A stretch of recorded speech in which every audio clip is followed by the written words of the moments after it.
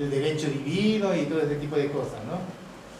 En esta concepción, la nación es producto del Estado y no al revés. Así que es producto del Estado. Pero hay otros autores que enfatizan el papel de factores culturales preexistentes al Estado en la conformación de la idea de una nación y en la conformación de una identidad nacional fincada en la idea de compartir una misma cultura y una misma memoria y un mismo territorio. Aquí hay una serie de autores importantes, Gellner, lo conocemos, el historiador Nora, ya en 1996 todavía sostiene ampliamente, y sobre todo Benedict Anderson está en esta línea, en cuya obra Imagined Communities ha sido saludado como la última gran teoría del nacionalismo. Hay un autor, Lowe, ahí que lo saluda de esta manera, un americano, un historiador americano.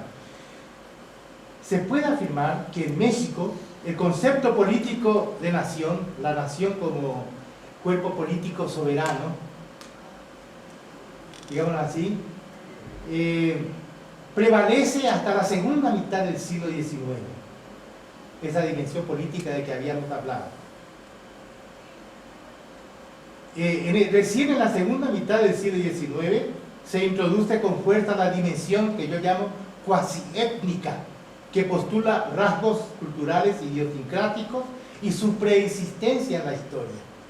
La idea de que México preexistió en la historia, la apropiación del pasado indígena, los jesuitas, el Padre Alegre y compañía, ¿no? Necesitamos un pasado. No importa que sea imaginario, ¿qué importa? Vamos a decir después por qué, ¿no?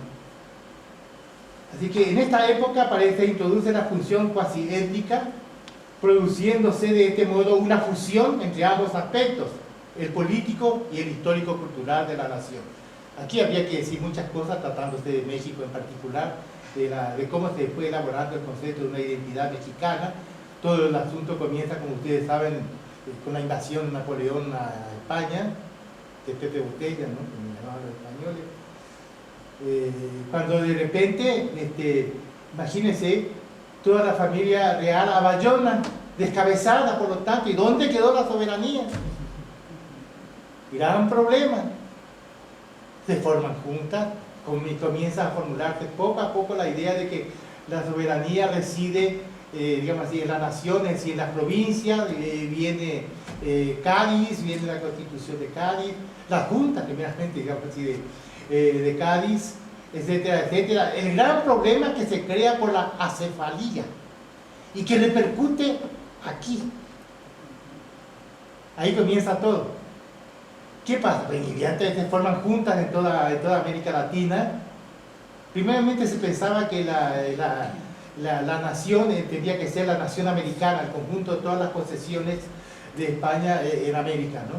Pero como esto era imposible y realizable, pues no, las provincias, etcétera, etcétera, los virreinatos, en todas partes se forman juntas, las juntas de Caracas, por ejemplo, famosas, ¿no? Y entonces, y también en México.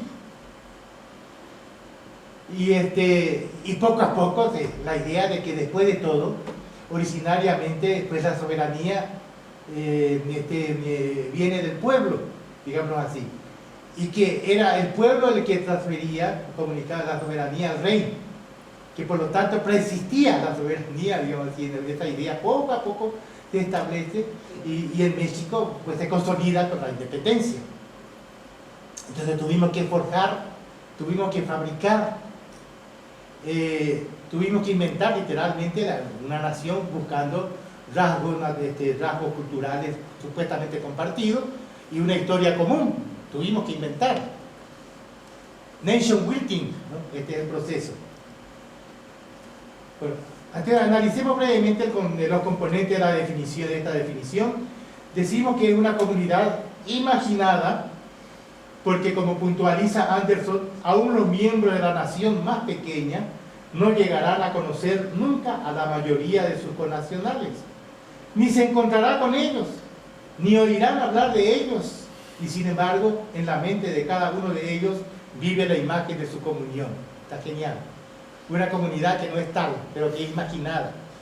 El papel de lo imaginario, digamos así, en la conformación de los grupos, ¿no? Es fundamental. Decimos también que es una comunidad de memoria. ¿Por qué? Porque la nación se construye según el modelo de la familia, las societas parentalis, que implica una genealogía, ¿no? Y genera una fraternidad horizontal, como decía Anderson, la familia. También según el modelo de la etnia, es decir, la nación se presenta como una especie de superetnia que remite a un origen común y a un legado cultural. Y también como comunidad religiosa, la nación como entidad teomorfa, como decía Edgar Morin, ¿no? O como ídolo, dice el historiador Toynbee, la nación como ídolo, que comporta una tradición, creencias, ritos, ceremonias de carácter religioso. La famosa religión civil de algunos sociólogos de la religión. ¿Ya, no? Por último, la nación se nos presenta como una comunidad política. Es decir, lo que surge justamente a raíz de la acefalía, digamos así, de los reinos, del rey de España, del reino de España, etcétera, etcétera, ¿no? Es decir, que una entidad que se supone formada por la voluntad de sus miembros, de carácter pactista, y que supuestamente representa una voluntad común. Esta es la dimensión política de la nación, ¿no? Por lo tanto, dotada de leyes, de instituciones, la Constitución, por ejemplo, y una voluntad común. Esta dimensión implica, entre otras cosas, la igualdad político-legal de sus integrantes, que alcanza su plena expresión en las diversas formas de ciudadanía. Anthony Smith, que es un muy buen historiador de los orígenes también del concepto de nación. Así entendida, la nación se distingue del Estado, definido como una institución legalmente constituida, es una entidad jurídica, no cultural. El Estado es una entidad jurídica legalmente constituida que provee protección a sus residentes contra la inseguridad interna y la agresión externa. Dice Omen, no sé si hay que pronunciarlo a la inglesa o no. Se distingue también de todas las demás comunidades imaginarias que le precedieron y le sirvieron de modelo.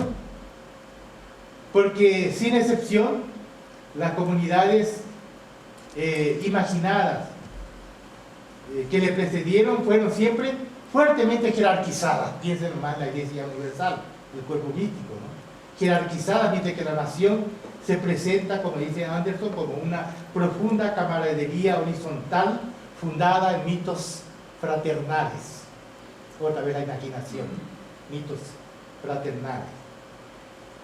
Vale la pena señalar, de paso, dos nociones conexas con la nación así entendida: el nacionalismo y el patriotismo, a las que ya nos hemos referido.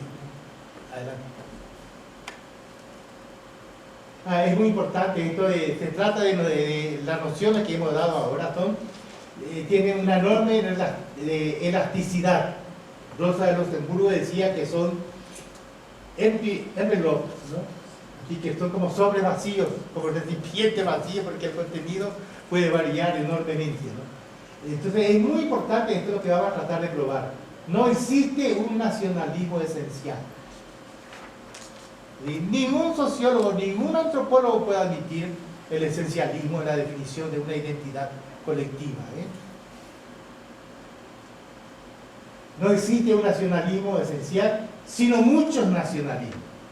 De aquí la necesidad de tipologías que reflejen la diversidad histórica del fenómeno, y que diferentes grupos sociales concibieron muy diferentes comunidades imaginadas nacionales. Entonces surge la paradoja: ¿y dónde está la unidad nacional? Adelante. Bueno, esto vamos a saltar, de esto se una de los muchos Méxicos, ¿no? Que es muy interesante, pero saltemos. Antes. Fíjense que históricamente, según los historiadores, la mayoría de ellos anglófonos, curioso esto, no sé por qué los historiadores mexicanos tienden a no aceptar la noción de nacionalismo popular. Siempre me han criticado eso, obviamente. Hay versiones de